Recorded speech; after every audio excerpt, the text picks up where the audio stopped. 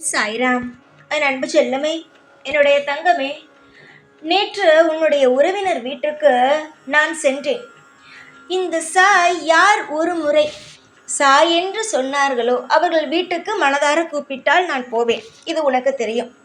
உன்னுடைய உறவுகள் வீட்டிலும் என்னுடைய படமெல்லாம் இருக்கும்.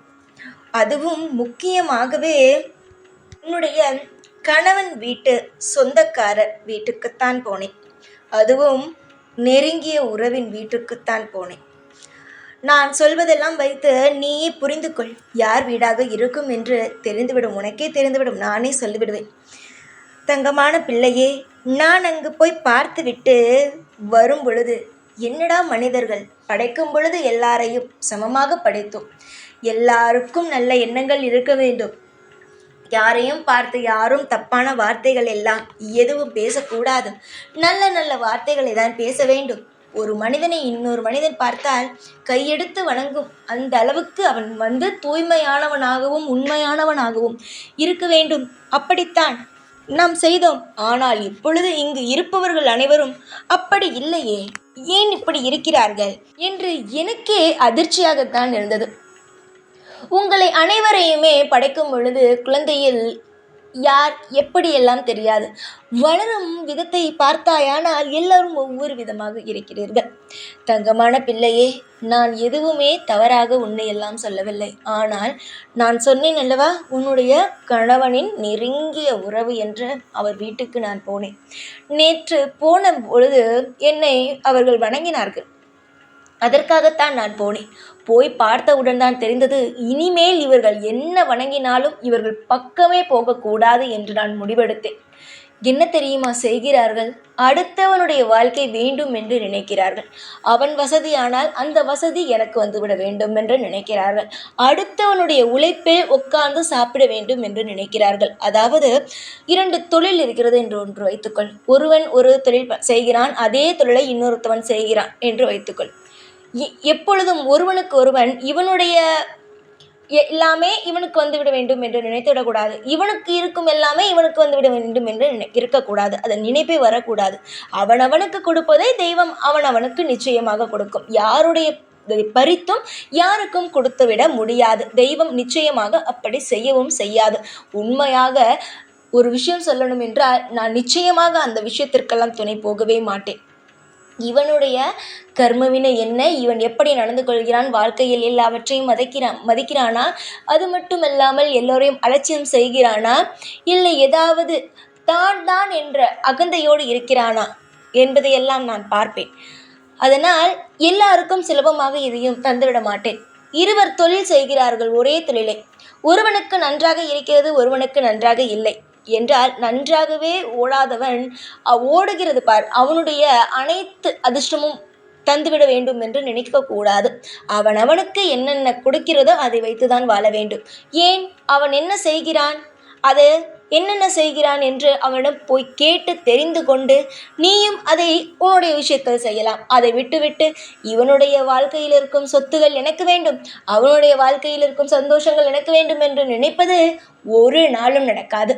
அவனவன் உழைக்க வேண்டும், அவனவன் ஜெயிக்க வேண்டும். இது மட்டும்தான் நடக்கும். ஆனால் உன்னுடைய நான் சொன்ன நபர் என்ன தெரியுமா நினைக்கிறார்? அவனுடைய தொழிலில் உள்ள நல்லதெல்லாம் என்னுடைய தொழிலுக்கு வந்துவிட வேண்டும்.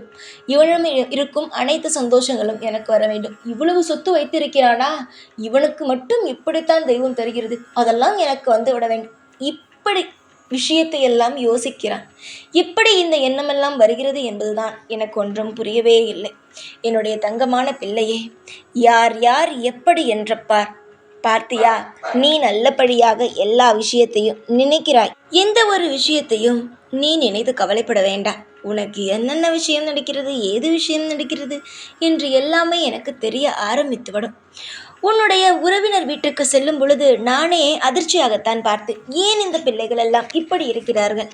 இருப்பதை வைத்து வாழ வேண்டியது தானே, எதற்காக தேவையில்லாமல் இது போன்ற விஷயத்தை எல்லாம் யோசிக்கிறார்கள்? இப்படியெல்லாம் இவர்கள் கேட்டால் உடனடியாக கிடைத்து விடுமா என்று நானே யோசித்தேன். என்னுடைய தங்கமே, இவர்களிடமெல்லாம் நீ சற்று ஒதுங்கி இருக்கலாம். அதாவது அதிகமாக பொறாமையோடு பார்க்கும் நபரிடமெல்லாம் பழக வேண்டும் என்ற அவசியம் ஒரு நாளும் கிடையாது அல்லவா? ஜாக்கிரதையாக இருந்தால் நல்லதுதானே.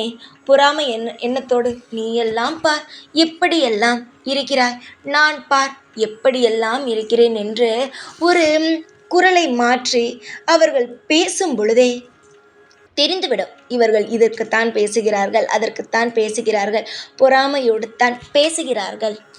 ஆனால் இப்படி இருக்கும் நபர்களிடமெல்லாம் சற்று ஒதுங்கி இருக்கலாம், பேச்சை குறைத்து கொள்ளலாம். ஒரு எதிரியாக ஒதுங்கி கொள்ளாமல், உன்னிடம் நீ ஏதாவது வாங்குகிறாய் என்றால் அதை காட்டாமல், இல்லை உன்னுடைய வாழ்க்கையில் ஏதாவது முக்கியமான தருணம் வருகிறது என்றால் அதையெல்லாம் சொல்லிக்கொண்டு எதுவும் அவர்களுக்கு நேராக இருக்காமல் நீயாக இருக்கலாம்.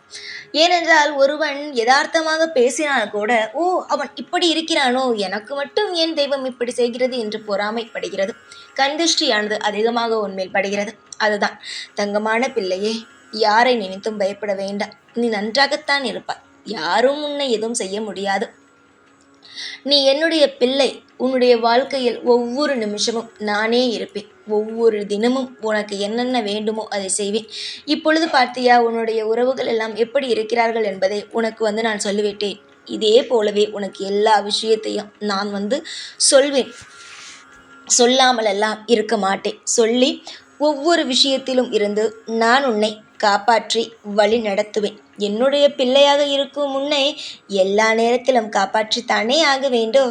ஏனென்றால் நீ யாரை நம்பி இருக்கிறாய்? என்னை நம்பிதானே இருக்கிறாய். அதனால் நானே உன்னை காப்பாற்றுவேன். சதா சர்வகாலமும் நீ என்னையே நினைத்து கொண்டு வாழ்க்கையில் வாழ்ந்து கொண்டு இருக்கிறாய். யாரையும் பார்த்து எப்பொழுதும் எந்த ஒரு விஷயத்திற்கும் தலை குனிந்து நிற்க வேண்டாம். யார் வேண்டுமானாலும், நிலைமை எப்படி வேண்டுமானாலும் மாறும். தங்கமான பிள்ளையே, நீ நிச்சயமாக உன்னுடைய மனதுக்கு நல்லபடியாகவே இருப்பாய். நீ உன்னுடைய வாழ்க்கையில் எது செய்தாலும் வெளியில் காட்டிக்கொள்ளாமல் உன் குடும்பத்திற்குள் வைத்து கொண்டால் நிச்சயமாக நல்லபடியாகத்தான் இருக்கும். வெளியில் போய் எதையும் காட்டிக்கொண்டு இது வாங்கியிருக்கிறேன் அது வாங்கியிருக்கிறேன் என்று சொல்லாதே. நீ மற்றவன் ஏதாவது ஒரு பொருளை காட்டும் பொழுது நீ எப்படி பார்ப்பாய்?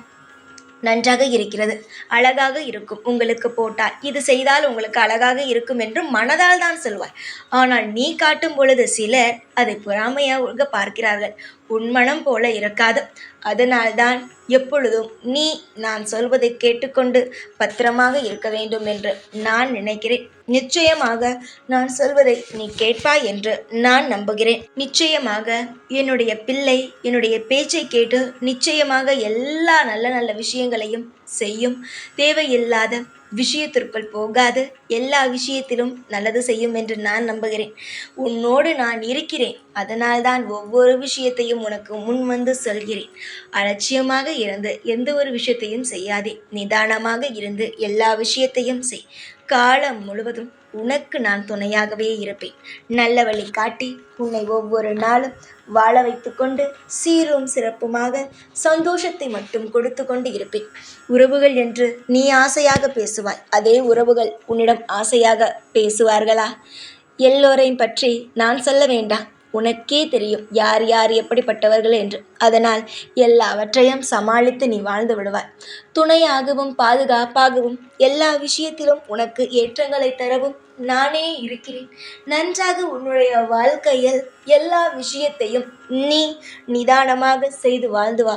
நிச்சயமாக உன்னுடைய வாழ்க்கையில் நான் நல்லதை செய்து உன் வாழ்நாள் முழுவதும் உனக்கு திருப்திகரமாக வாழ வைத்து உனக்கு பொன்னும் பொருளையும், அதாவது பொன்னும் பொருளும் உனக்கு கைக்கே அடங்காத அளவுக்கு அதிகமாகவே தருகிறேன். சிரிப்பு வருகிறதா? ஏனென்றால் உனக்கு பொன் பொருள் தானே வேண்டும்.